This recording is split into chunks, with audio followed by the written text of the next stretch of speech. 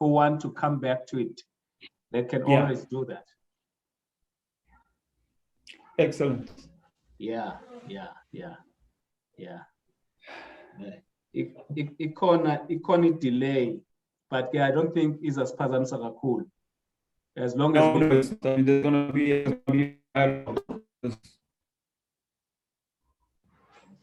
we got, so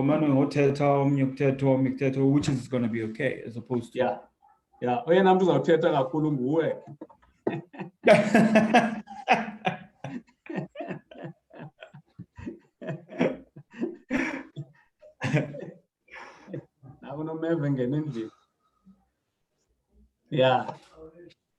No, samuva ngokubukela uqala saba move Feb January last year. Is it? Just before the whole pandemic. Just before, in the nick of time. Wow, man. And then get August. Nothing if you can send away to a lockdown. Hey, savaleleka ngaphakathi. Yo. I couldn't imagine it, Job. Because in fact, we were moving to Joburg last year. Okay. And I was due then or April. So my wife left in February. Yeah. So when I'm about to come with April, and then Ramaphosa announced the lockdown. That's in guys, I know how Joburg is. Rather come back because I can't imagine that place locks down. You're anxious. Okay.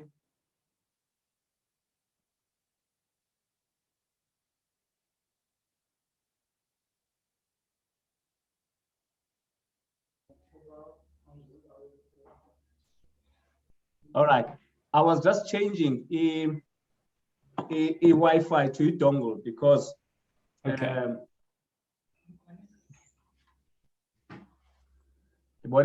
a nigging mark. Oh, okay. Yeah, is a nigging mark. Oh, so can go this whole process. Yeah, so when we're like, you know what? Maybe it's not yet the time. Oh, okay. All right. There'll always, I'm sure, there will always be other opportunities that come up. Yes, yeah. And I think that's the message that's been put out there. In this crisis, we need to find opportunities. And, yes, yeah. And all of those things. But in this crisis, we need to find opportunities. Yeah. And all of those things. All right. I was just checking the Facebook on my phone. I see people have already come and joined us online. Welcome.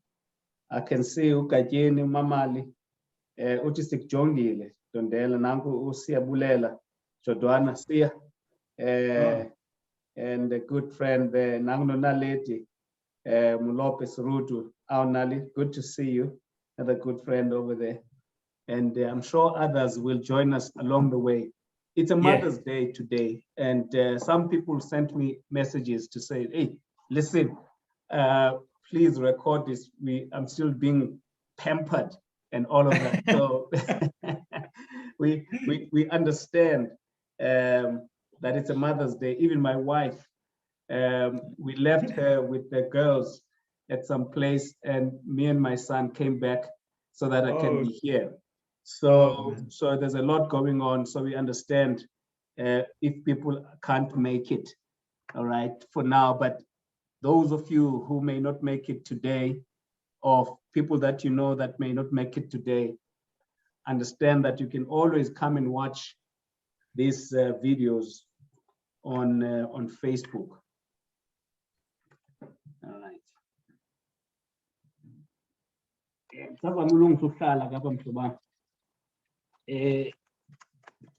The internet inendothi isebenze the whole time, and just when we have to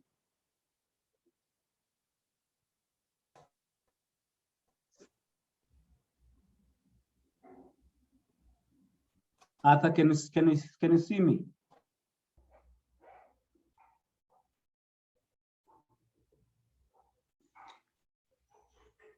Umtyholi uzama amatiletile. You know, this internet works the whole time kakuhle. And every time we're gonna do this thing, Yeah. there's always this problem that happens. You know, this internet works the whole time kakuhle. And every time we're gonna do this thing. Yep.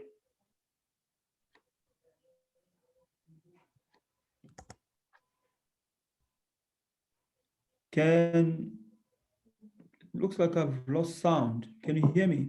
I can hear you. Okay. Can you hear me? Oh, yes, perfectly. Okay. I think let's get started, my friend. Let's get started. Let's go. Because people are already online. I just want to make sure that this thing is saving, is recording. And let me just take this moment just to appreciate all our mothers, you know, around the world, and those of you who are watching, who are being pampered. And I'm sure there are some others who are not feeling well or happy today for one or other reason. And then if you are such a mother, understand that we give you a hug, because mothers are very, very important. And a lot of mothers do a lot of things selflessly. And we take our head off to all our mothers who are juggling all sorts of responsibilities. And this world could never be a better place without the mothers. And with that being said, we want to say Happy Mother's Day to all of you. And may God bless you. And may He give you health, happiness, and just joy in life. And Happy Mother's Day to your wife as well, Mhlobam. Oh, thank you. I hope ubukele up a Yeah, she's watching from the other room. Okay. That's wonderful. That's wonderful. All right. And it really is a privilege to those of us who still have our mothers. You know, it's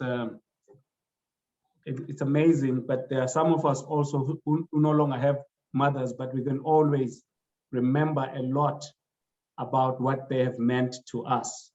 And those of you who are missing your mothers because they are no longer alive, like me, you know, you're not alone. You're not alone. Okay, so I wanted to say that to the mothers, but I want to also welcome our viewers. This program is intended to add value to people's lives, to be practical, to do things, and to talk about things in my language, SCT Zidla Umzi, issues that are really pertinent and affecting us directly. And even those that we don't talk about much. And so good afternoon and good day and welcome to everyone who has joined. On this program, we profile ordinary people, just like you and me. People that are waking up every day, struggling to make it, trying to do this, trying to do this, you know, facing challenges, overcoming challenges. You know, it's just ordinary people. This is not a place for, you know, celebrities, anything like that. It's about all people like us, anyone, you know, people that strive for excellence. And this purpose is to inform, using their stories to inform, you know, to inspire and to transform someone, especially young Black people, with the idea, with the powerful idea that with God on your side, with hard work, with putting effort, there is nothing that's impossible for us. And so our theme for today is navigating depression. Navigating depression. You know, I was reading an article, you know, we talk about, I'll introduce our speaker now. And the author was saying, we sometimes ask people, what is depression, but how do you describe the kind of thing that sometimes you do not even yourself know, because one day you have this feeling, but we'll get to that point now. You can see our guest is Yanwalin Clark, was already nodding there. Depression affects over 300 million people around the world. That's a huge number. And between 6 and 10% of the population will experience depression here in South Africa in any given year. And it is apparently the 4th leading cause of disability. I don't know this kind of disability that they're talking about here, but according to the World Health Organization, in 2020, it's about to become the 2nd most common form of disability. It could be mental disability. It could be a sense that a person cannot move forward, cannot do anything in life. So it's a big problem. It does not discriminate against any race, against any gender, against any age, against rich or poor. It's an equal opportunity monster. It's an equal opportunity issue that affects all of us. So if you have not got it now, don't laugh at someone who has it, because you may face it in the next few months or years. And our guest today went through depression, and I'm so glad, Mhlobam Arthur Mngxekeza, please unmute for being vulnerable to come and talk to us about this today. I really appreciate and honor your courage and your sense of wanting to get us to talk about this matter, to use your story today.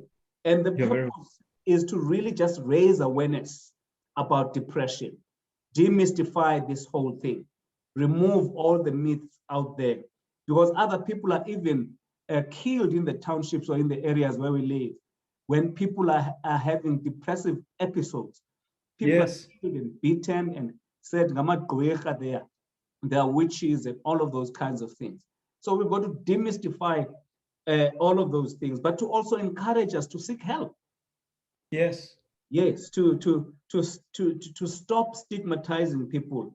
And unfortunately, our clinical psychiatrist, or a psychiatrist who was going to appear, could no longer make it today. And so our guest today is Mr. Arthur Mngxekeza. Arthur is the founder of Nyama. Yeah, it's a nice name. Nyama Resource Consulting, a former UCT student and telecoms engineer who's experienced in a number of things. I think you're also involved in transformation. You're going to tell us a bit more about you now. Yes. And he's worked for big companies like Foschini Group, Vodacom, MultiChoice, Discovery, MTN. So he's a guy like all of us, a professional he went through depression. And he's also, as I said, a transformation. Welcome, Arthur. Please say hi to our viewers. Hi, everyone. I appreciate being invited. Thank you very much, Mr. Kulati. It's an honor. And yes, I do appreciate that your audience understands that this is, to be vulnerable and come out, to speak about this is something that they take in high regard, because today, in fact, it is 15 years to the date of my diagnosis. Really? Yes, and it so happens to be my son's birthday.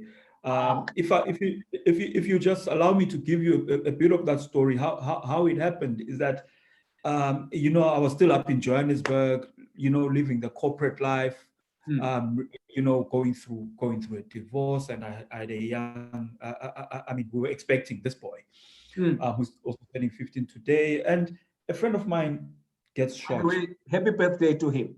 Happy birthday. Oh, thank you. Thank you. I'll send the regards. Yeah. So what happens is a friend of mine got shot 2 days before. I think it was a Sunday or something. Yeah. And then my then wife is in hospital, but the son is due in July. So she so happens to get booked in the same hospital to say, hey, there's complications, the child might be delivered.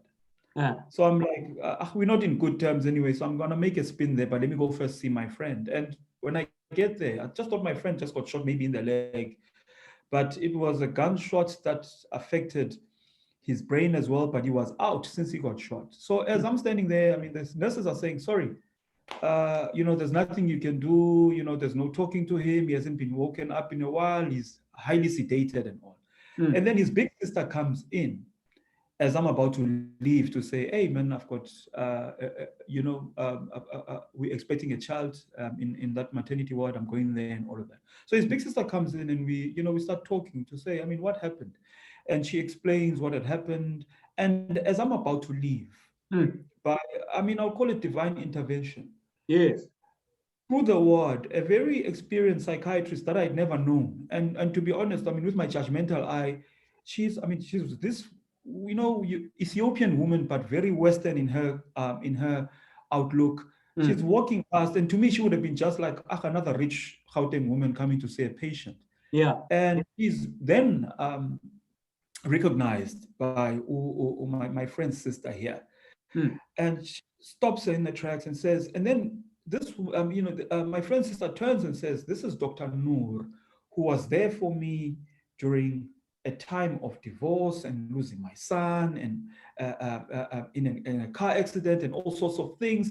And she was like, oh my, I think you were brought here by God because my brother who is lying in this bed might need your intervention.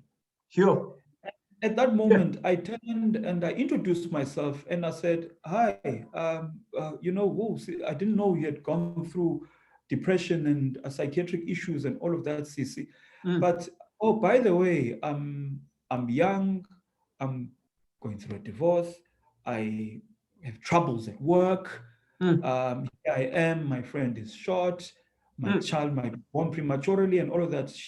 The psychiatrist took out a card, gave it to me and said, you look okay, you seem to be doing fine, but it's not possible that all of these things to one person are happening. Sure. And you're just okay with it. Sure. If it doesn't affect you now, it will catch up with you.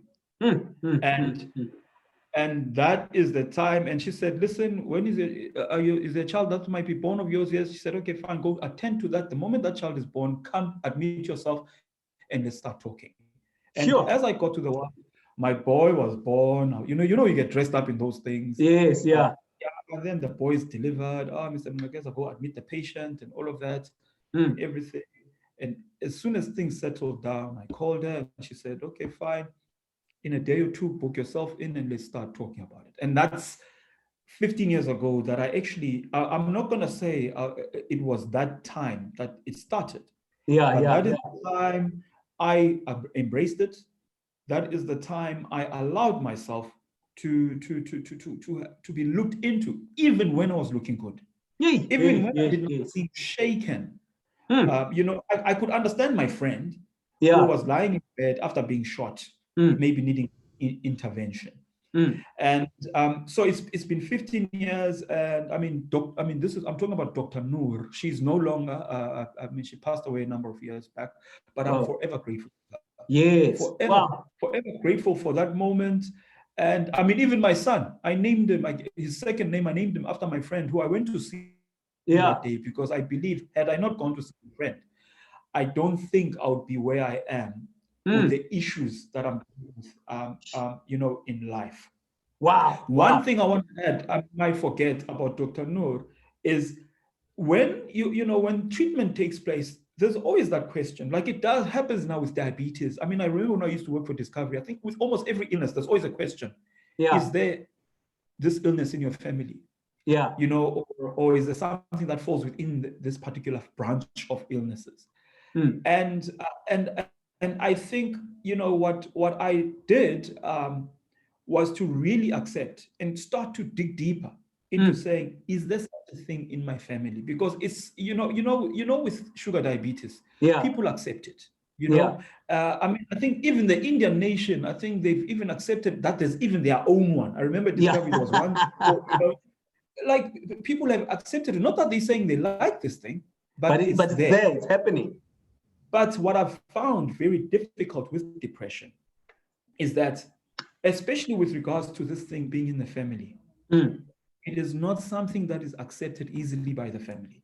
It is a difficult one because, before you move, please don't make sure that you don't forget that point, and I'll come back to it because I think it's a very important. But as usual, I do want my audience to know a bit more about you first before we hit the iron while it's still hot. Arthur, because even in your upbringing, in your growth, there may have been issues there which we may talk about. That would be made serve as some sort of seeds for what would happen later. So let's start there. You were born in Gugulethu. Just talk to us about your upbringing, how it all happened, and all of a magazine that once interviewed me, the way they put out my story when I was telling them about myself, they said, Arthur's unique upbringing. And what I learned from that is that all of us have a unique upbringing. Yes. And hence we all need to look into it intricately. Now, mine is that, I was born, apparently, there's a huge debate in my family. My biological father says I was supposed to be born in 1979, November. And apparently my mother manipulated that I was born in February, around the same month, the following year when she was born. But how it all happened is that my parents, who had been together for a number of years, it was clear that they were going to get married. And, they were already past their mid-20s. So it's like back then, the clock is ticking. So they were ready to have, to start having children. But then a few months before my birth, I think they had already figured out that, no, it's not going to happen. Yeah. And now this was now in the depth of apartheid. I think P.W. Botha had just taken over. Because, from what I've learned about apartheid is that each leader that took over made matters worse than the previous one. So I'm born at around that time, and I think Robert Mugabe is about to become president in Zimbabwe. And I think my father wanted to name me after him, just as hope of freedom, because he was quite tuned in to things politics. Whereas my mother didn't care, as long as she had a good job, made sure that the family ate. So I was born around that time, but the one, with my mom not being apolitical, she made very sure that I was not born in a public clinic. That I was born at a private institution, St. Monica's. It ended up being an old age home now, but now I think that it's all closed. There's no business there anymore. For the reasons being is that my mother was born in Cape Town. My father wasn't. So the pass laws affected them differently. So when you were born in a public clinic, you then obviously get a passport that you're from the Transkei or the Ciskei. Yeah. Whereas if I was born at St. Monica's, I believe there was a good NGO, Jewish NGO, that made sure that injustice did not take place for children born there, that they would be born with a birth certificate and all that. So all she was doing was she was protect my future so that I don't end up living a life so difficult as what she was experiencing with those who were older than her and all of that.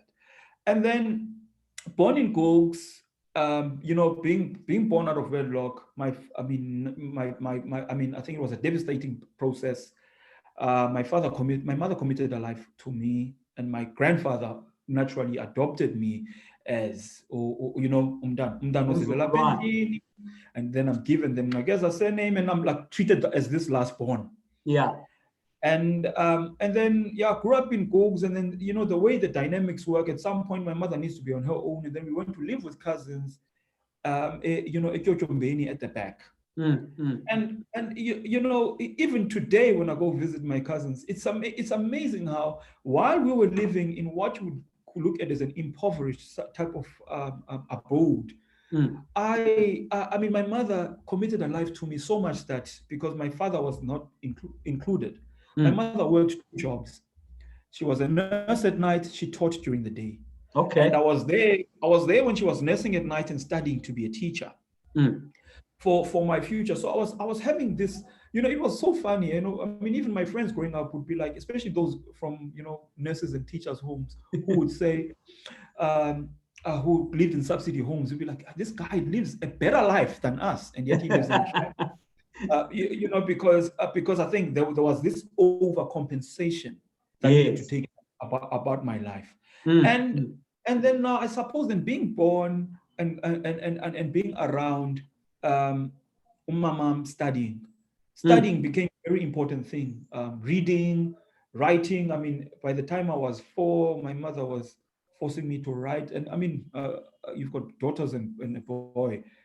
There's a difference. I mean, boys they take too long to read, and and all of those things. So she was shoving it down my throat. And you need to understand, we live in a shack in a very open community area. People could hear when there was an argument, when there was discipline around those things, when I've forgotten how to write my name. But being in a home where there's a parent who's studying and working and all of that, I'm not gonna lie, I admired my mom's work ethic, and I think I inherited that. Okay. With a number of things that I've inherited. And then somehow, by luck, I think I was quite a smart boy in school. And but I'm gonna give it being Mother's Day, the girls were always smarter. Okay. I mean, I always came 6th in class because there were 5 girls who were just running circles around. But then I was looked at as this boy, and my mother was always on my case about being on at the same level as these girls. And then naturally, because my mother is a teacher, she's involved in education, and at some point she stopped nursing and worked together the whole time. She found networks with regards to schools, private schools opening for Black boys and all of that. And at this time, you were still studying in the township schools. Yes. Yeah. Okay. Yeah, in a township school, and then we moved to Khayelitsha. My mother gets a teaching post at Khayelitsha. At some point I was going to a colored crash, so I had to stop because now transport is an issue. Then I moved to Iskolo, a township school. Look, there was no language barrier, but then I could pick up that, okay, fine, I had a hand up. It was the crash education, because most township kids didn't go to crash. So I had sort of like the decorum of being in a school. And then we moved to Khayelitsha, where she's teaching, and then I go to extra classes and all of that. So by the time I finish what is called grade 7, I'm sitting with four different scholarships to 4 different schools. I'm traveling the country. Went to Hilton in KwaZulu-Natal, Sagewood there in Gauteng, the German school here in Cape Town, and Bishops here in Rondebosch. And my mother, I mean, I fell in love with Hilton. I mean, you should see how they have breakfast there. It's like you're in a 5-star hotel. The estate is something. There's a golf course. There's everything. But my mother wouldn't have it, because it was like, there's tension between Xhosas and Zulus. There's IFP, ANC. It's not happening. And now the reason why I'm mentioning that, I think differences between my mother begin around that time. Okay. Where I feel that she is making a decision on my behalf that, and I felt that I worked hard for this. It's me, it's my brains that got me this. But then I end up going to Bishops. Okay. And we're not going to say it's chalk and cheese, because it's something similar, And then I get to Bishops. First thing that happens is that you realize, my God, you think, fine, you grew up in an environment where the whites are having it great. But man, when I got there, I realized that, no, man, this is a heaven. Especially compared to where you're coming from. Exactly, and this is not something that they've just found. It's something they grew up in. It's something they expect. Yeah. I see that I have to work towards this, but with them, they born in it. It's a given. There. Yes, and now I come, and now, because we're talking about depression, I also just want to touch on issues that really that's why I raised this issue, so that we can see where some of the roots, the different areas came. Yes, yeah. So there's a culture shock, that takes place. There's a language barrier. I mean, I thought I could speak English, but you think, no, man, and I thought I was complete. But then you feel, no, you're not happy. You're not happy with the way you are, the way you do things, the way you. I mean, everything is being fixed. Walk properly. Stop dragging your feet. Don't talk too loud. Don't speak your language. And all of those things are happening. And then, it was a huge culture shock for you. A huge culture shock, eh? Massive. Now, what happens is this. I come from an environment where I'm the guy with all the nice toys, with the nice life, with the professional, we now live in a brick house, and I've got everything. I've got all the latest music, the latest fashion, and all of that.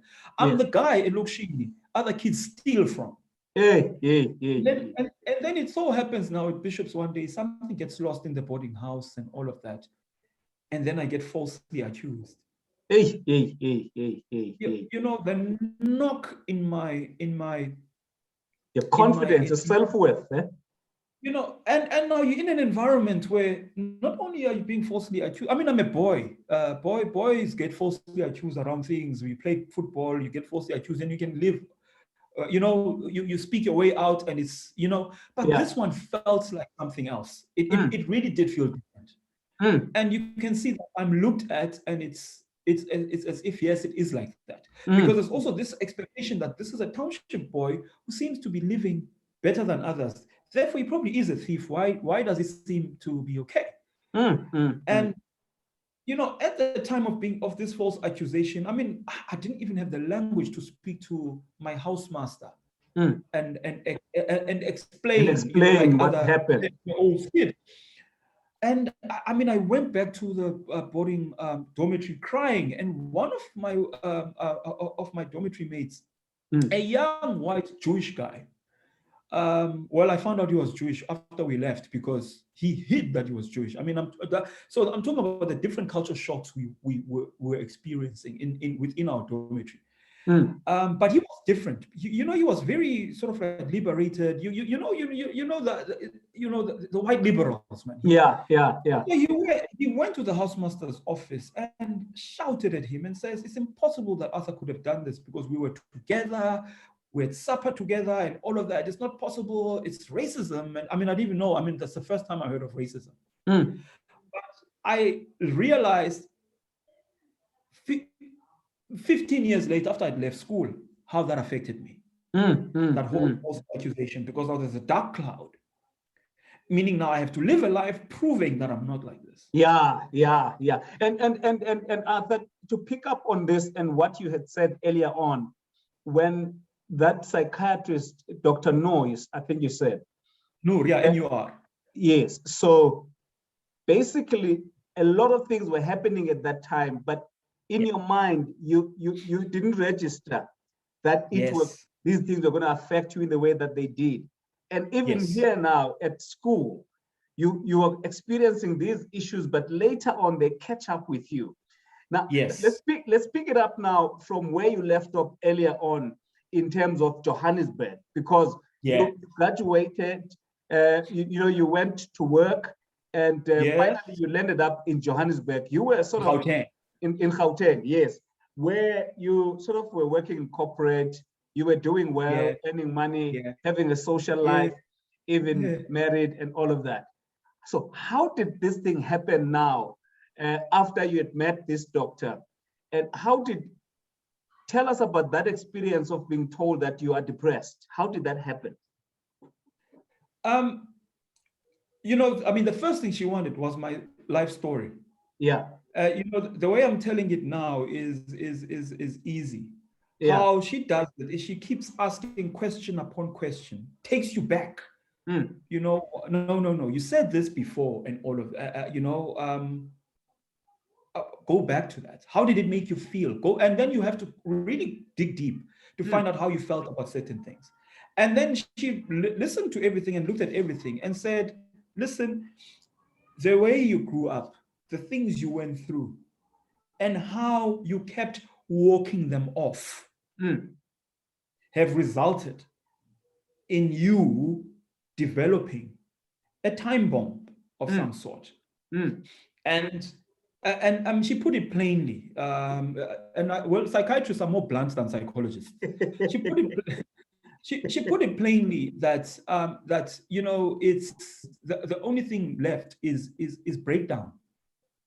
And Okay. then she also spoke to my character, and she said, "Listen, you dealt with an issue when you were young, where I mean, you first of all, you were a different kid within your own township. You know, you might think that your mother working 2 jobs is the greatest thing in the world, but not necessarily, Mm, because you know, time needs to be made for a child. You know, you were born in a single parent home, you know, and all of those things, the moving around and all of those things affect you. So mm, you keep on being a chameleon, mm, fitting in. mm, And mm, then how then she explained it is that yes, as much as I had not been diagnosed or had not taken the time to be looked at, I developed myself my own defense mechanisms, Okay, which okay. As a which way those of defense, coping. yes, the way of coping, meaning wherever you go, you come in and you fit in, and then you find what works. Because what happened, in high school, I realized that, what, here, being in a boys' school, grades are not the biggest thing. Sports is everything. I planted my head in rugby, became good. I played the unpopular positions and made something of them. And then I could cope in school. So Okay. the dark cloud to a certain extent lifted, because now, not that I'm a star rugby player, but I've got someone whose trajectory in terms of going up the ranks within the school are Yeah. aligned. Yeah. There's assimilation now. Now I speak differently, and You play I well. do. Yes, I do, as the Romans do, and all of that. So I did that. But now, the thing is, with defense mechanisms, how she explained it is that they then push you to put the problem aside Mm. and leave it behind you. Now, to cut a long story short of her getting to where we were, she went in and said, all of us have childhood trauma. And the problems we have in life are all linked to the childhood trauma which was not dealt with. And she then begged me to cooperate with her to first work with the childhood issues that I might not have a problem with, because sometimes you think, no, man, you accusing my childhood. I don't see that as a problem, but Yeah. she wants to be able to deal with that, because it's how I'm going to look at life afterwards going forward. And I'm not going to lie, it was not an easy thing to do, Mr. Kulati. However, I took the lessons of always learning to be able to go back and understand, why am I behaving like this? Look at my past, and why am I taking certain things seriously? Because I'll be very honest with you, even today, I've got certain differences with my children, simply because of my own childhood. Because why? You want to fix your childhood through your children. And you constantly have to slap your hand from doing that. Yeah. And Yeah. you're thinking you know better, but it happens. And my children, I mean, my daughter's 21. I mean, we have a relationship where we speak freely to each other. She would say, yeah, I mean, some great decisions about my life have been made, but some of them not the right way. Yeah. And she Yeah. would say, it's not your fault. You didn't know any better. You were a generation that wants to put the next generation, give Yeah. the next generation a hand. But then she'll be like, what, going back, I wish this and that was done better. And one of the things she once mentioned, and she was quite young, was the divorce itself. She said, but no one thought of us children. The decision was made for adults, and we children were not thought of, but we saw things playing out.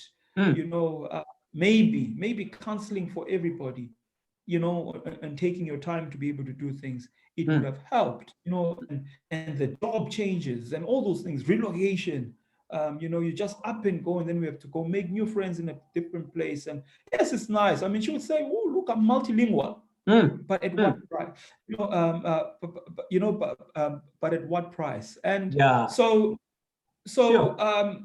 I've learned now to always look at my own childhood trauma, and I've tried to be able to do the same thing with my children.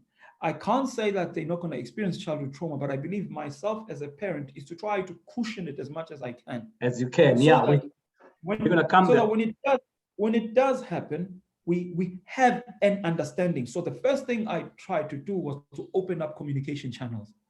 I'll be like, listen, maybe I'm not the greatest person to speak to, but I need to know that every person in this home has a person or a group of people that they are able to go and blow off steam with. Yes. Someone Yes. can speak and not be judged. And obviously, I'll describe your professional psychologists and psychiatrists. Yeah. Because that's what happened to me in Joburg. Now, I just want to give you a short story about around Joburg. Yeah. So I mean, after high school, I mean, I really did not deal with things that depressed me the way, especially after being affected by that. So I believe, and I learned a mechanism of, when something affects me this bad, as that false accusation, is to put it aside and concentrate on the good things that happen. So then my life then becomes that I just want to be better at everything I do. I go to varsity, I get there. I was very displeased with the racism at UCT. And and I mean, I wanted to leave UCT with a bang. I was complaining and all of that. But then you looked at, I mean, the adults look at you and you're like, these black kids from private schools, they always come here and want to be the mouthpieces of everyone else.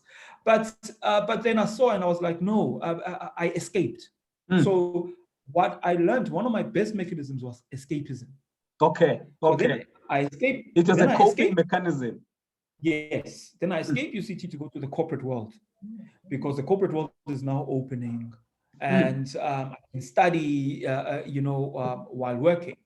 And then again, I pick up Cape Town and its dynamics. Hey. That, there is 3 layers of society here. And then you get there, and then look, I'm not going to lie, navigating Cape Town, especially with having gone to Bishops and UCT, you treat it differently. And it's also not nice, because you want to be treated like your own people, and people think that you're a white Englishman, so you probably are not like your. And the other disadvantage is that you get hit on both sides by the people that look like you, who say, hey, this is a cheese boy who has everything.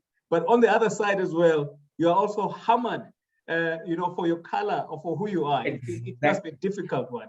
It is very difficult, because now added to the escapism, the other thing is, like I said, the defense mechanism is fitting in.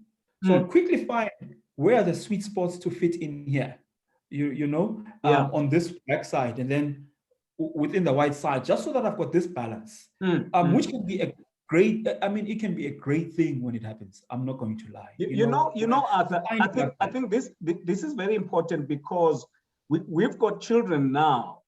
Yes. Our children who are studying and in schools, with, let's say, private schools, or former model C schools, and all those kinds of things, that are likely going to experience this kind of thing in their lives. I read somewhere that a lot of children grow up, having sleepovers in the suburbs with the white families and so on, and indeed being loved. But as soon as they get to university, they realize that we're not equal here. I'm coming with a taxi. He's coming with the jalopy from the grandfather.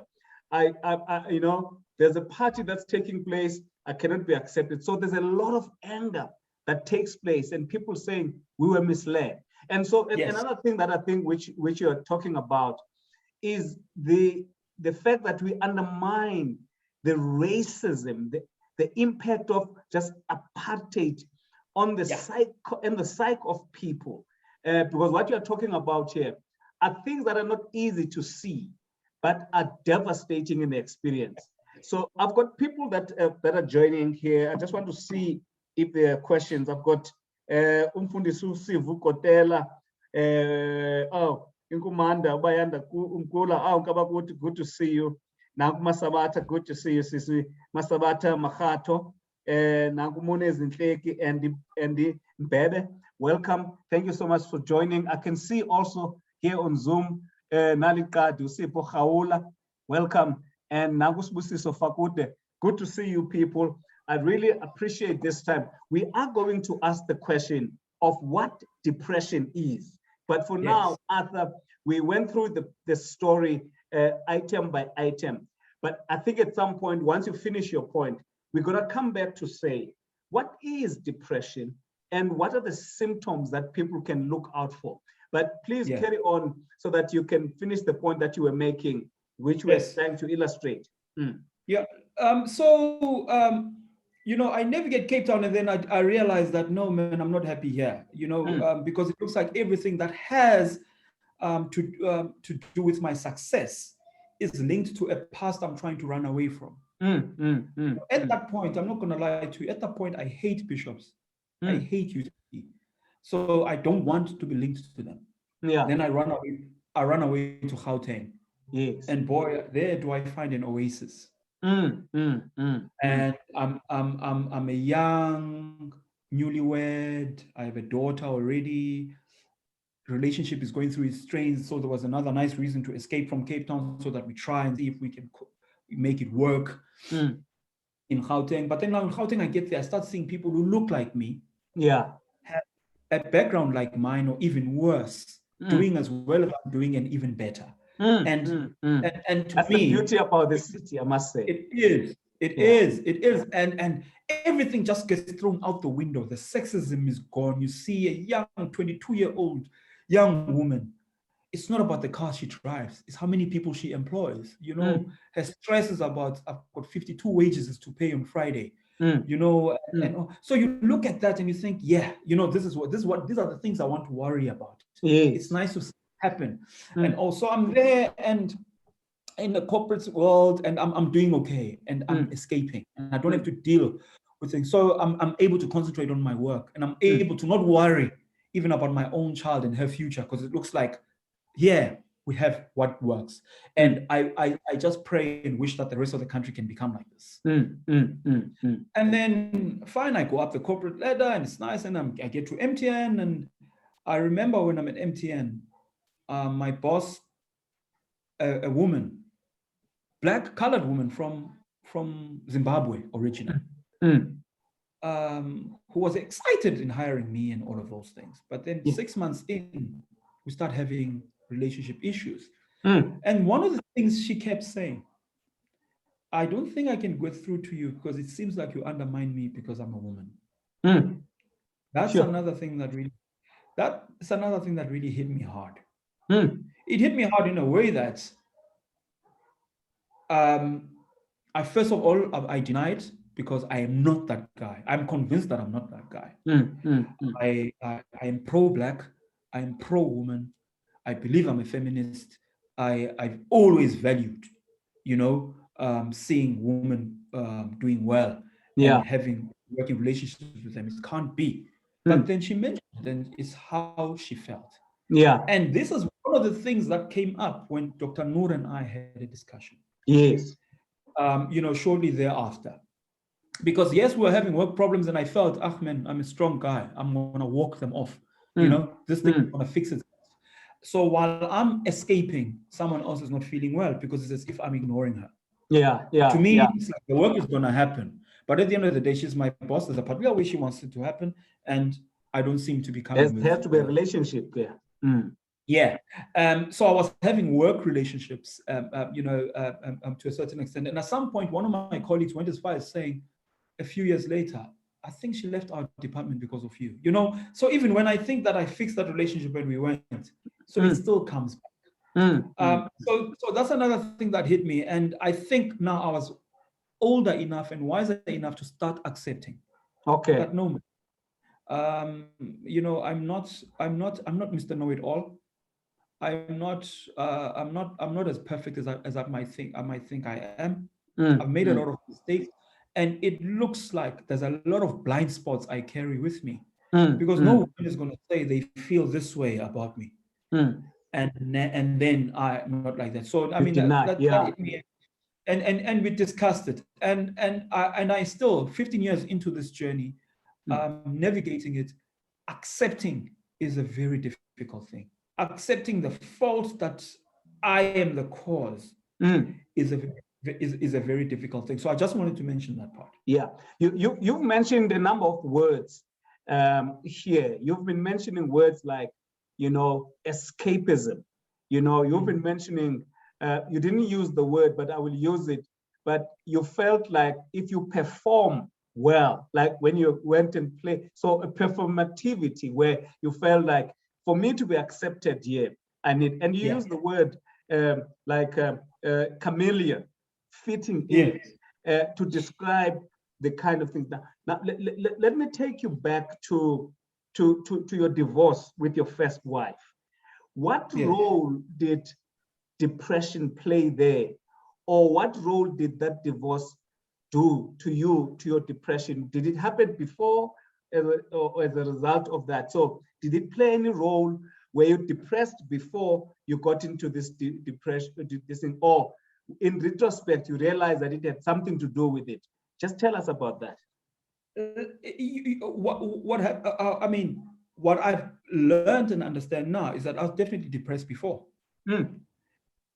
Even my good, well-to-do behavior was informed by that. Because the other word I thought you were also going to mention, which I mentioned, was overcompensation. Yes, which yes, is yes. you do well in certain areas so that you don't look at the areas that are not doing well. Yeah.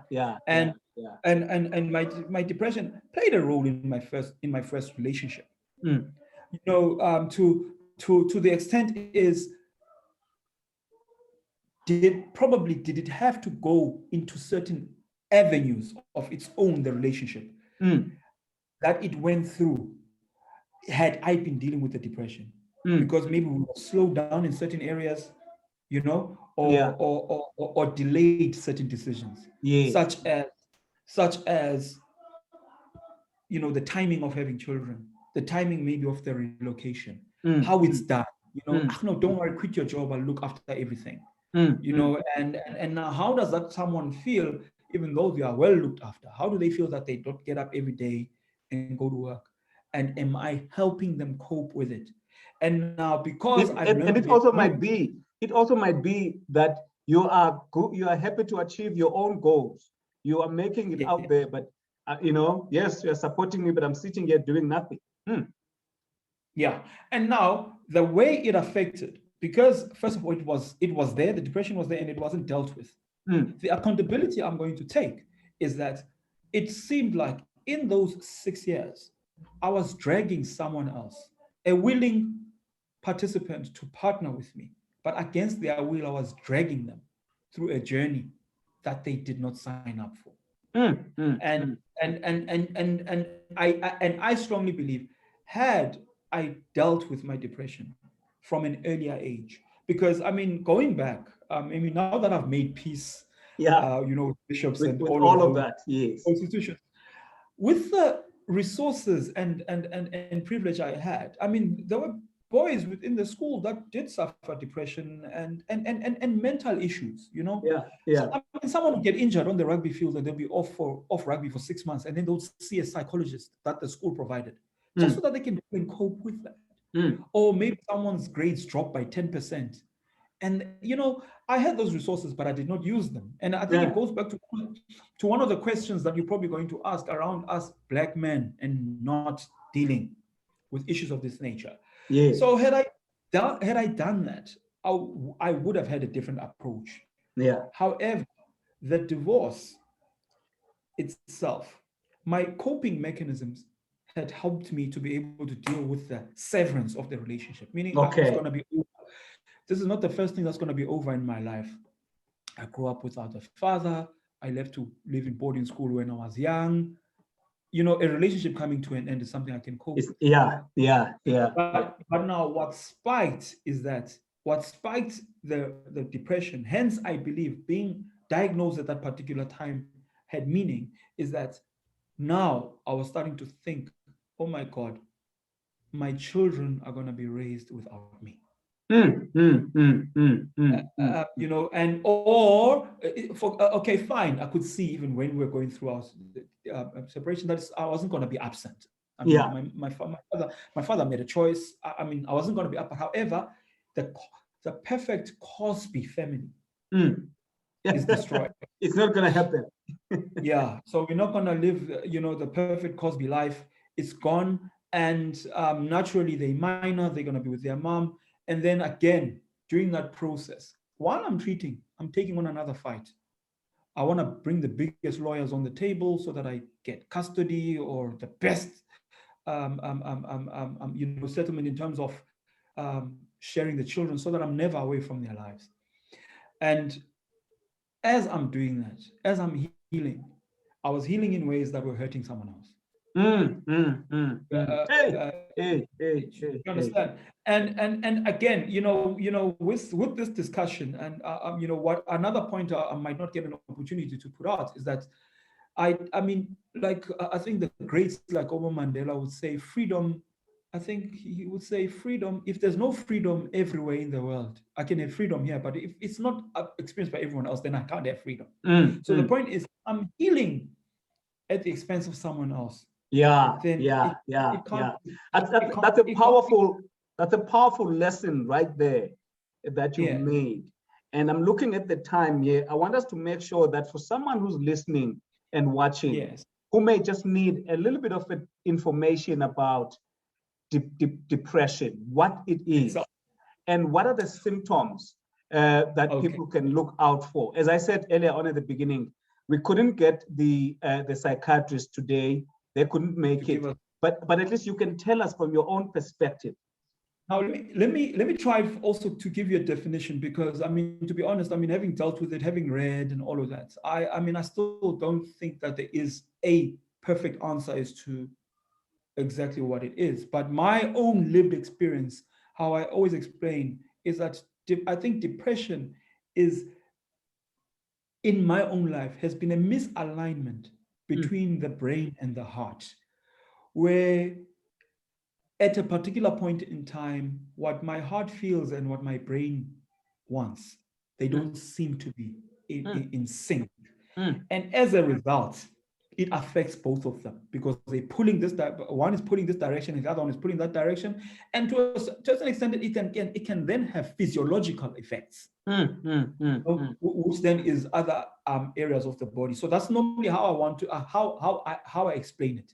I mean, how you want to, I mean, these are both, I mean, the brain and the heart, I'm talking about them as two intangible things, you know, these, they are abstract concepts in that there is confusion even within you. You know, even sometimes when the brain is sure, if the heart is not in there, you are basically, it's either you're trying to overcompensate, you understand, so that the heart matters are not looked after. But now, if those two are not in sync, I believe, then things are going to catch up with you. One is going to pay the price. It's either, if your brain is too strong, it's going to pay the price of being burnt out. Yes. Or your heart is gonna be affected, because there's emotions involved here. Now, what are the symptoms? You ask. You know, I'm now at a point. I mean, you know, my answer is going to be subjective, because now after 15 years, I sort of like have mastered my own depression. Yes. So that's a nice way of putting it. My answers is that, I mean, I'm going to speak as a master of my own, is that now I'm at a point where I'll pick up that things that I enjoy. I mean, as people who are habitual beings, you know, there are certain things that we like. I mean, when you wake up in the morning, there's a ritual you have, there's things you do, during the course of the day, and all of those things. The first thing I do pick up when it's kicking in is when I suddenly don't like the things I enjoy. You know, the reading material I like to read suddenly doesn't inspire me. The jogging every morning, going for a hike, you know, and I'm talking about the good things that make my life happy. Yes. When I pick up that I'm not going after them, then it's usually a time where I'm like, oh, okay, there's some misalignment. Okay. Something is not right. Now, in the past, how I dealt with that was to then obviously give myself a hiding and push myself to liking them. You know, run marathons. I mean, you force lazy, yourself. you know? Yes. Eat like this and all of that, and then force myself. But then that would mean that I'm escaping something. So now how I've come to be is that when I do pick up the different symptoms, and I'm probably going to mention others as I go along, is to slow down and ask myself, what's going on? Where could I be, you know, lacking? It also is digging back into my past again. Am I ignoring that little hurt little boy in me? You know, am I, you know, is the healing taking place? Because how I've accepted is that there are certain things that I can't do anything about anymore. In terms of healing, you know, healing that is complete. However, I must carry them with me throughout. So there are those things, and I sleep a lot because I'm bored and I don't want to do anything, and I'm not interested in the things I like. Now, the inverse of that is that if I don't then slow down and allow myself to be tired and to be fatigued and Yeah. go through that. The inverse of that is becoming manic, meaning Okay. you then go and do things exaggeratedly so. Or fine, you high performing at work because it's become your defense mechanism. And I mean, these defense mechanisms work.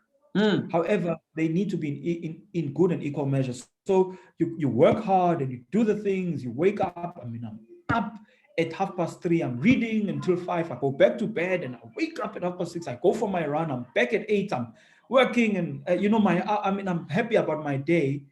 However, if I'm doing it because I'm escaping something, then there's going to be me being manic in the sense that when I'm angry about something, I overreact. You know, and it's like, come on. There's a price somewhere that you pay.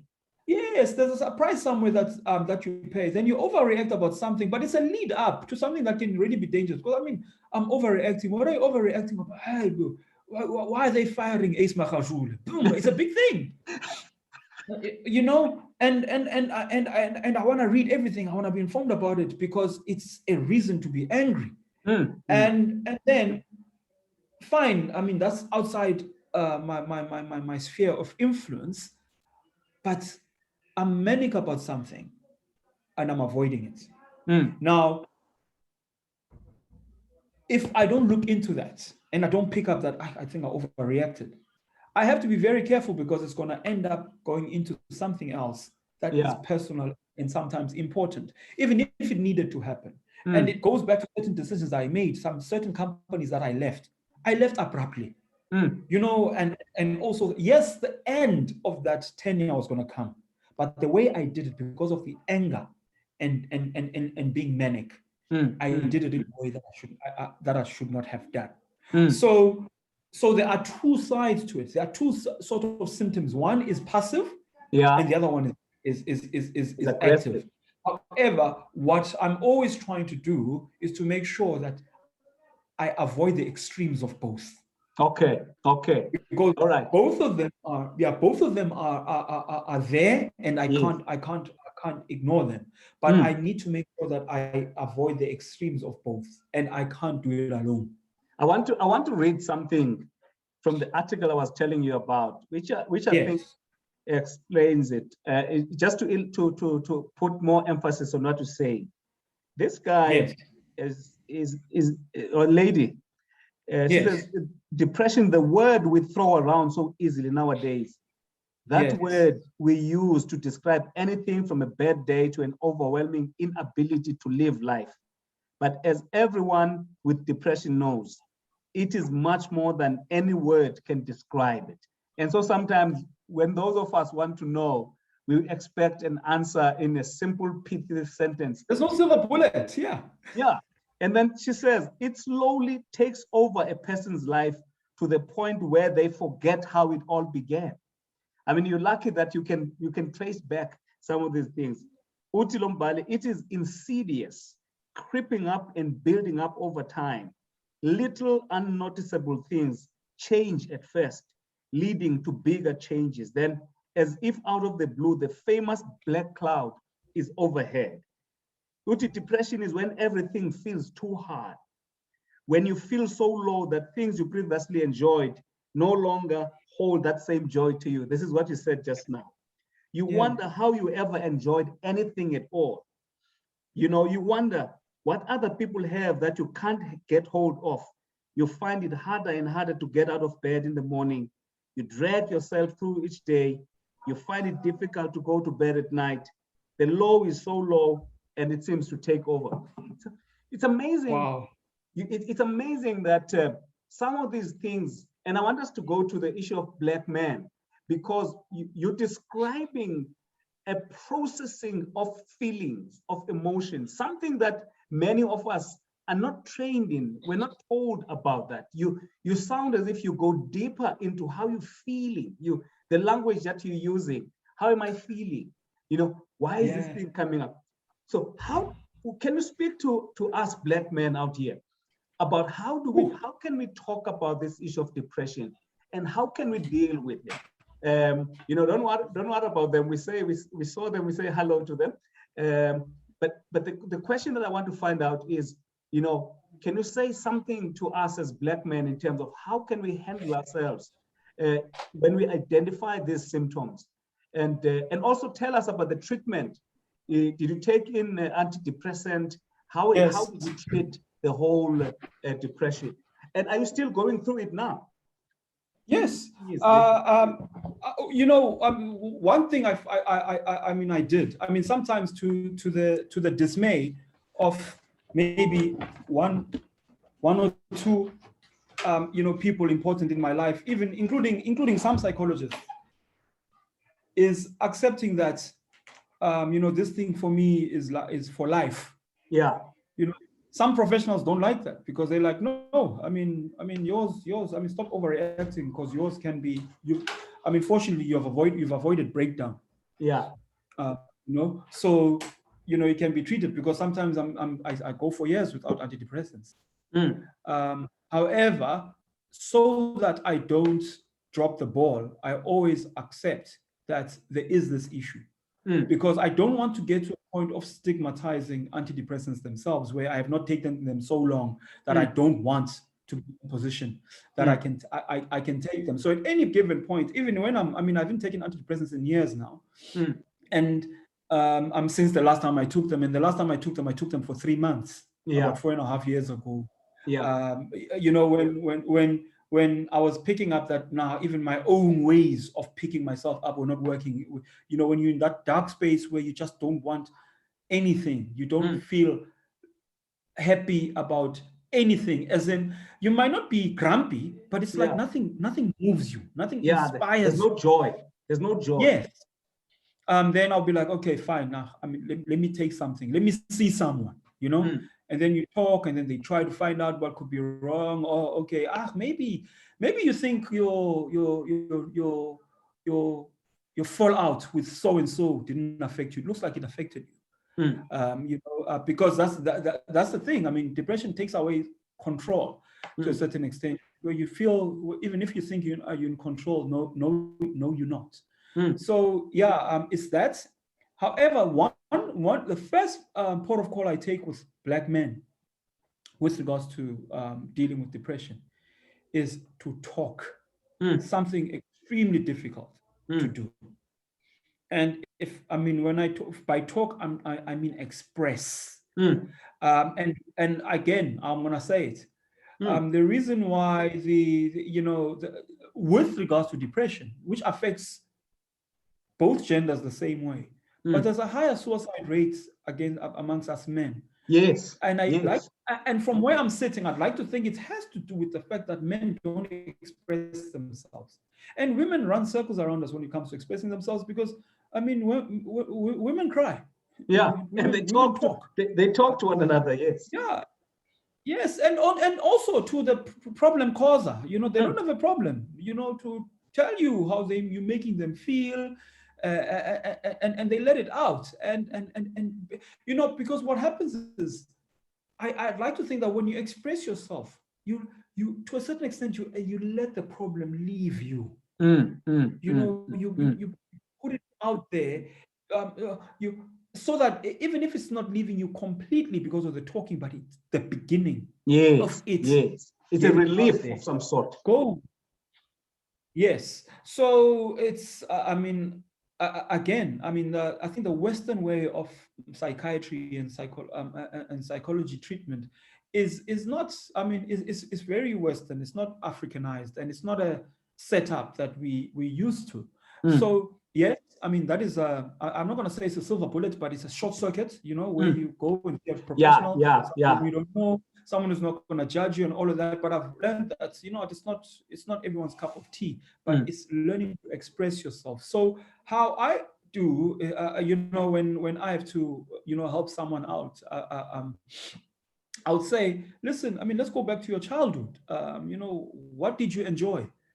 Yeah, I enjoy a good game of football. Are you playing? No. Can you find that? And then I'll be like, do you know what you enjoyed about that football? The fact that you play with your same group of friends, and then afterwards you stick around together and you talk about your issues. either at home and all of that. So you, at the time when you were happy in your life, because all of us were happy when, at some point as children. I'm not saying all of it, but there's that point where you're able to go back to and say, I mean, I always like to have people tell me about their first 10 years, because in most cases, they're going to have some good stories. Yeah. And it's nice going back there. And how I've picked up with us, especially with the township upbringing, is that we used to being in groups. Yes. I mean, even if you look at the way we do, even if you look at the way we do church, I mean, lunchtime, you with your buddies, and all of that. And those moments are important, that you start making them regular. And now within the talks, you'll pick up that there are certain things that you are prepared to share to a group. There are certain things that you can only share to an individual. Now, that talking then helps you to release the problem. Because one of the reasons why some people seem a bit disappointed by psychologists and the whole professional treatment is that they expect, like they see on TV, that this guy's just going to zoom to your problem and say, hey, this is your problem, and here's this pill. Take this once a day, and everything is hunky-dory. But to be very honest with you, the one thing I enjoy about psychologists, taking nothing away from psychiatrists, is that, man, they can listen. So in their listening, they take in, apparently psychologists, I mean, as people, not normally, we take in about 40% of what we listen to. Psychologists go up to 90%, meaning they can remember how to even pose questions at you. They can pick up that you said this thing 3 times. You act as if it doesn't affect you. It has to affect you. You can't keep going back to it if you're saying it doesn't affect you. Yeah. So it's one of the things I learned from these things, from these discussions, that when something keeps coming back to me, then it does affect me. And now, I mean, I'm 12 years with my wife, Andiswa. She has become that confidant. That person who listens even when I'm not talking. So she's able to wake me up at 2 at night. Baby, wake up. Yes. Something is affecting you. Let's talk. Why? Even the way you're sleeping. Wow. You're not yourself.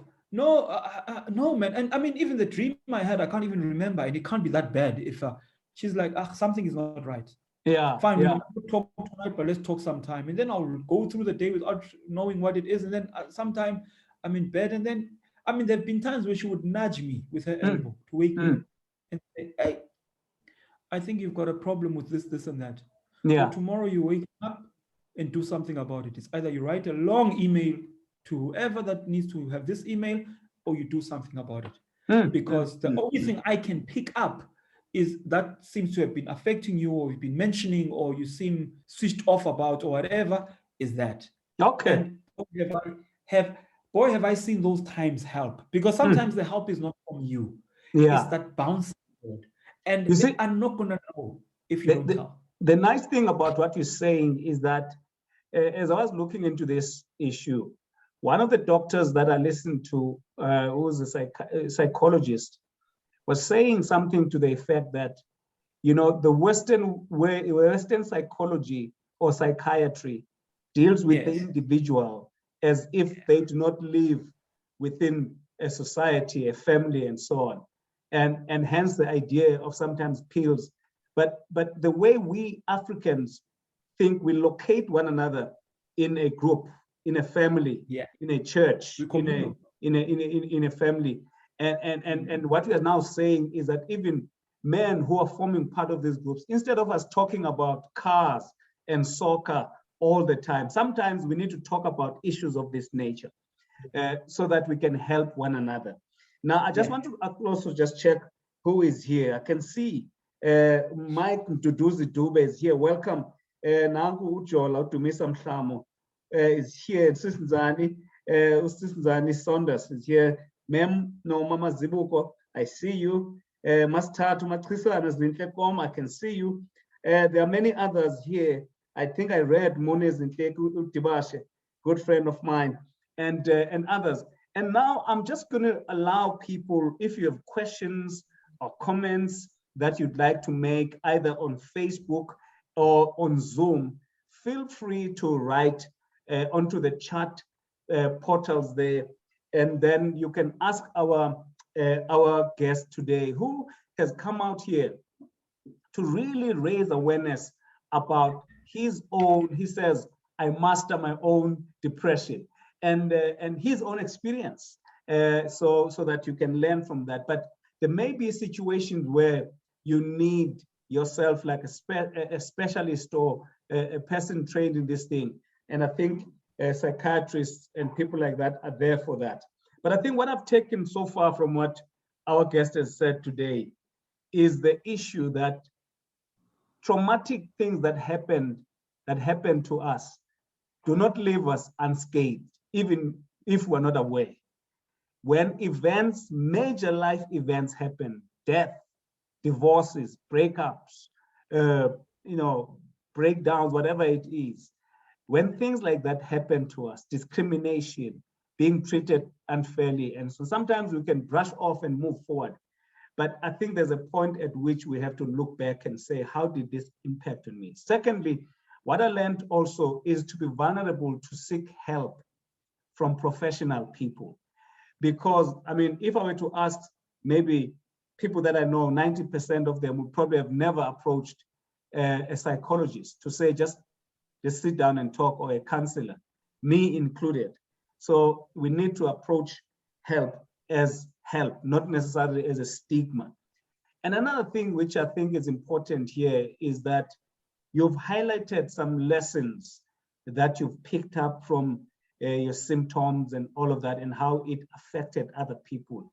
It seems as if whatever has happened to you, in your previous marriage, in other things, have helped you. You've used those things to build what you now have. I think you're now married for the last 12 years to Andy. Yes. And I'm sure you are a better husband because of taking over some of those things. As much as all of us have a long way to go. Tell us about that. The first thing I see there's some people on Facebook that know that they've been there right from the beginning of mine and Andy's was relationship. The first thing we did, I did, was to say, while we are happy, let's see a psychologist. It was not easy, because this is not Andy's cup of tea.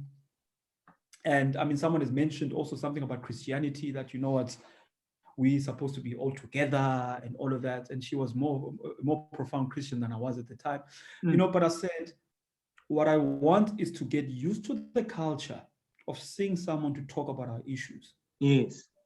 Before they creep in. I'd like to think, and I'd like to think my past, in that regard has helped. And allowed me the space to be honest with Andy. So, and as we speak, no one knows me better than Andy. So Andy knows me better than I know myself as a result. There are people who have been in my life for 41 years, but they don't, because I've had an opportunity to, within a professional space, and then you take that professional space and you take it home, as well, and then you use those mechanisms of what you did in the room there. And I allowed myself to be more vulnerable than I would be. And it is not an easy exercise. I just want to make it that simple to people. Because at some point, yes, you start with the nice little things, the things that make you happy, little things that annoy you, until you get to the bottom of the things that now smell.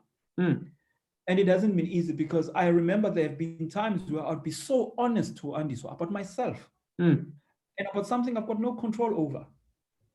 So honest with her to the point that it hurts her, and yet she was not even there at that point in time in her life. And then I'm talking about the type of pain where she would turn around and say, are you trying to hurt me deliberately? And I'll be like, no, it's not. But it's a truth that I need to put out there. And I do. And she probably maybe cries about it for an hour. And then guess what? I find myself sleeping better than I was, because sometimes I don't know that I'm not sleeping well. That's another problem. Because another symptom I mentioned is sleep. Because depression is an issue of the mind and emotions. And these are two areas I'd like to think that they heal and grow and get better when we do sleep. And sleep is one of the very important things. Yeah. Now it's very difficult to determine the value of our sleep. You know, and sometimes you're only able to realize that. I mean, for example, when I'm going through that time in my life, and I'll be very honest, at the moment I'm going through that whole phase of just being slowing down a little bit. Yeah. Feeling a bit of fatigue kicking in there, my legs feeling heavy and all of that. So I know that when I sleep 8 hours like I should be, that is not good quality sleep. It's not decent sleep. It's sleep that, yes, I switch off. I sleep within 10 minutes when I put my head down. It's not. You're lucky. I know that at the moment it is not the best. Yeah. However, I just have to find myself, is that okay, fine, am I aligned with my goals? You know, what could be affecting me? So just so that when I push myself, I don't leave something important behind. Yeah. So yeah, so there's that. So yeah, I was still explaining that there is that part where the part where I've opened myself up to to understand that there's this frank conversations that we are able to have, and sometimes it's painful when she's like, oh, there you go, do that thing again, you know, and it's not, and now it's not nice to be taken back. Yeah. You know, Yeah. when you think you threw it, and it's like, no, it's been 6 months now, it's been 6 years. I mean, there are certain things where it's like, it's been 12 years, babes, you know, since you haven't shouted at me for something that's not that important. Wow. And then Wow. the following week it's like, oh, there, it looks like you're gonna go shout at me again, like you went 12 years ago. And it feels unfair that, man, you know, that thing ended 12 years ago. Can we move on from it? But however, the soundboard is important. Yes. And it also helps, because sometimes as you speak, you let out the solutions. Because that's one thing I like about psychologists, because they throw it back at you. Yes. And they say, remember you said this. How you did this with that problem? How come you're not doing it with this one? No, it's different. No, it's not different. Because it's the same. No, it's different. No, go back, come back to me in a month, try this mechanism. Okay. And then you come back and it's, I know, it's gone. So yeah. All right. Yeah. I see that the time is really creeping up on us. But I do want to talk about two things before we close in the next 12 minutes. One, you've shared with us your story about the depression and impact and so on. And I think you've helped me and you've helped a lot of people to really, at least, if anything, begin to seriously think about depression and do something about getting help even before problems come. Because sometimes we don't know whether we have something or we're not. At least you've shared with us some symptoms that we could look out for. Now, the two things that I want to talk to you about is your company. You're involved in transformation. Yes. Talk to us about that, but also what role has, because you've been talking about your Christianity and so on, what role has Christianity and church played for you? And secondly, and thirdly, what is it that employers and church groups and men's groups and women's groups can do to support people who are going through stuff? So you can chew it from wherever, just make it snappy so that we keep to time. We make time.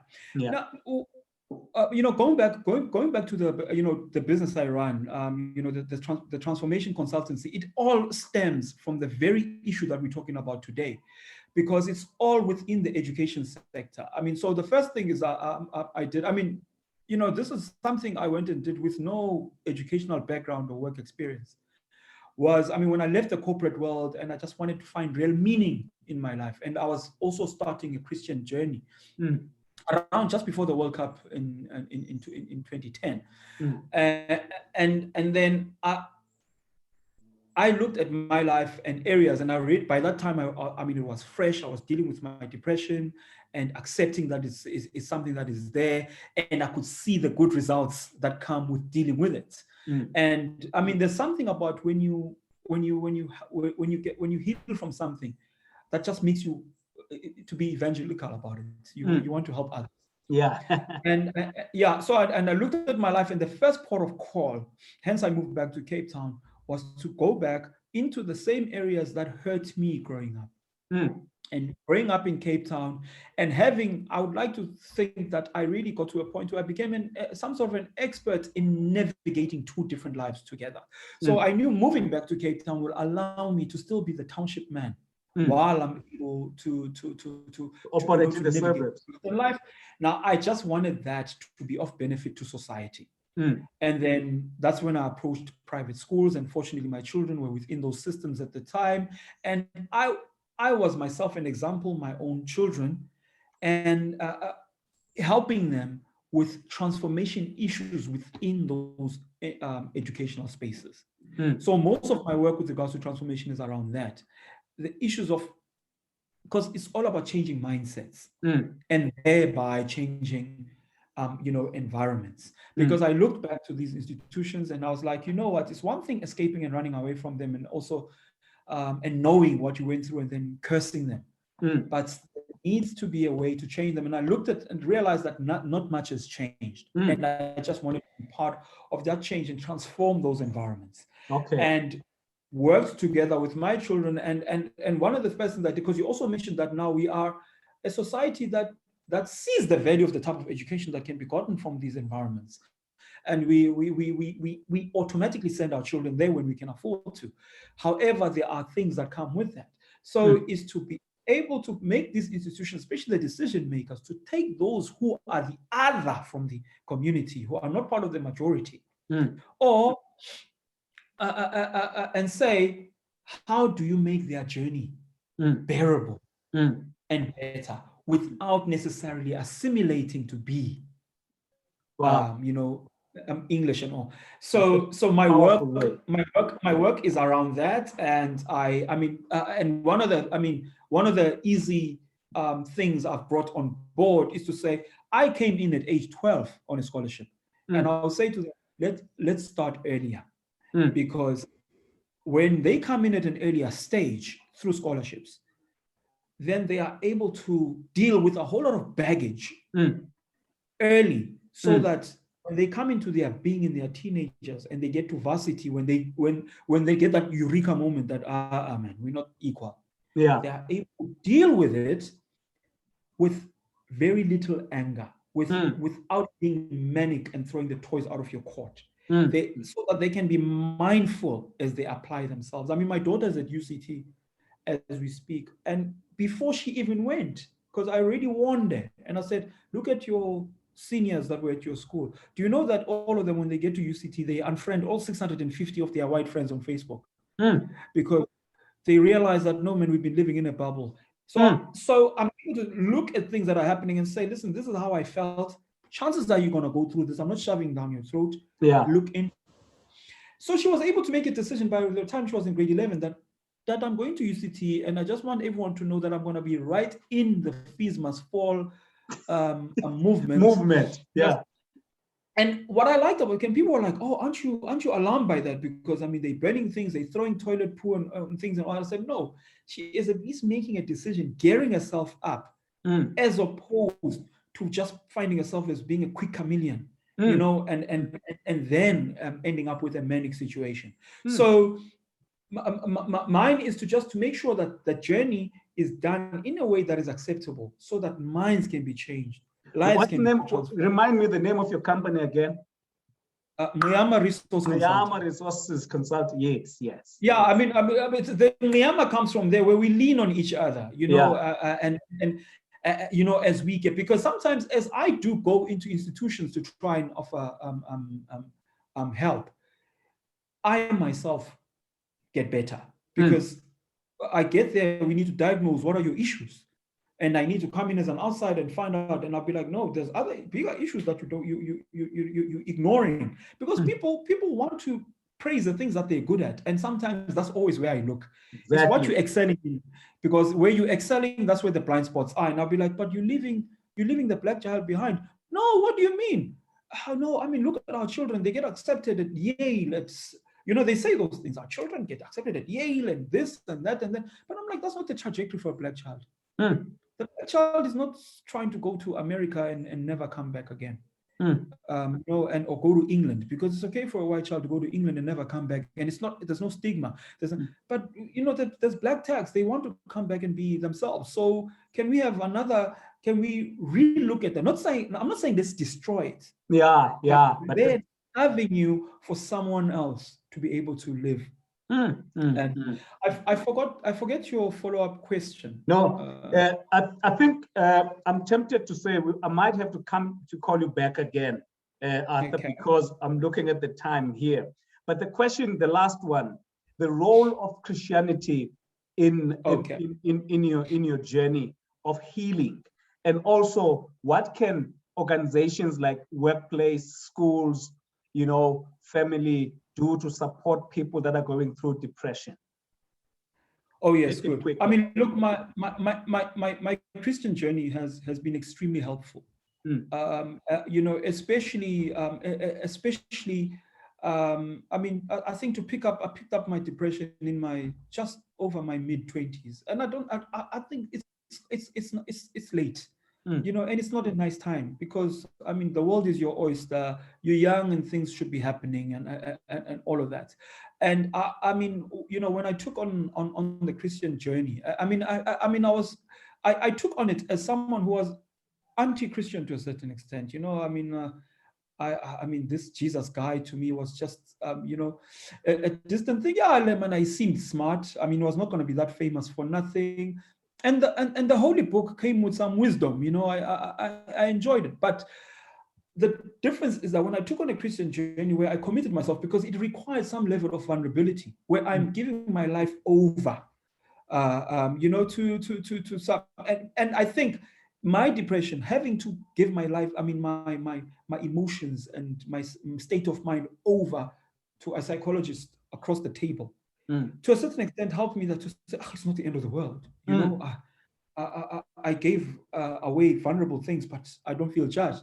So when I had to do that, becoming a Christian, it helped, because now even understanding the wisdom that comes with the Holy Book, I got to understand, because there's something about Christianity that really helps you with feeling that you are not alone. Not necessarily a problem, but you have, I mean, like I said in the beginning, that as people, as humans, we are habitual beings.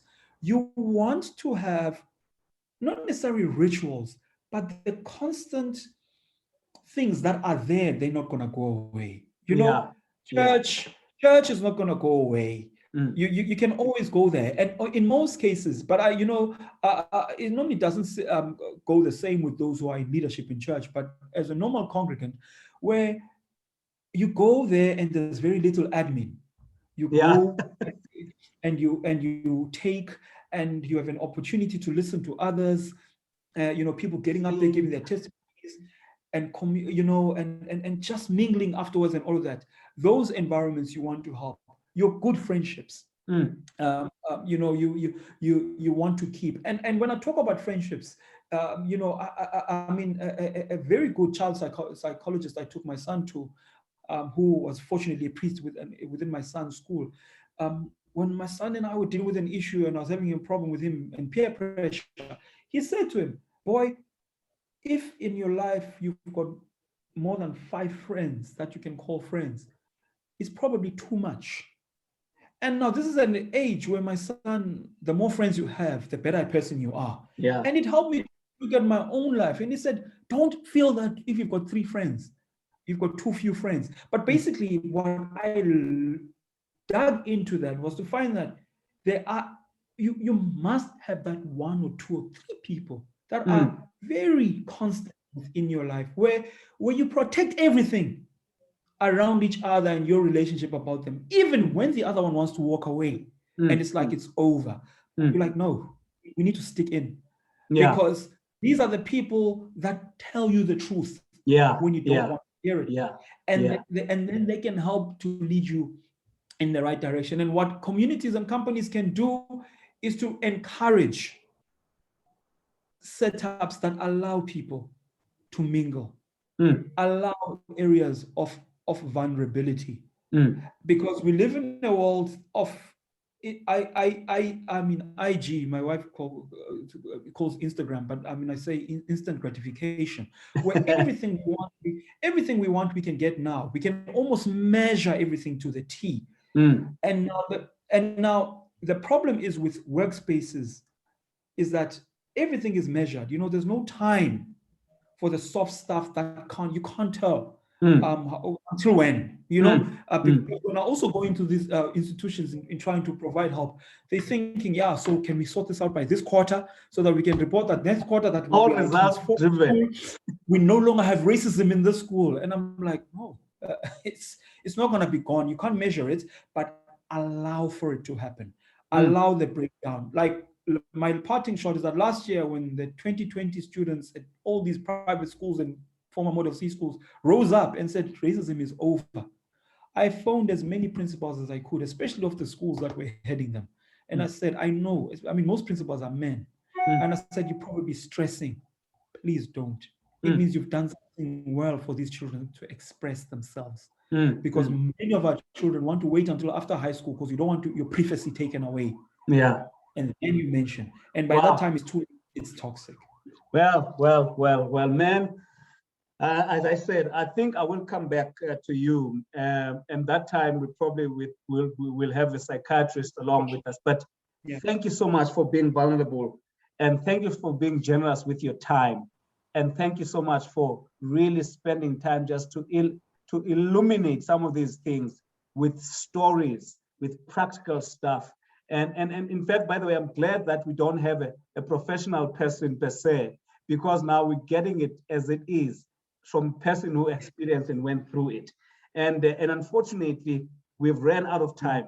Arthur, thank you so much for your time, man. And I want to appreciate the friends and the colleagues that have joined all over the social media. And those of you who will be watching this later on at your spare time. You know, I want to thank you so much for time. I can see that also Video Fund has joined us and other people have joined us. Thank you so very much. Usaida Khawula is saying very informative meeting. Thanks, God.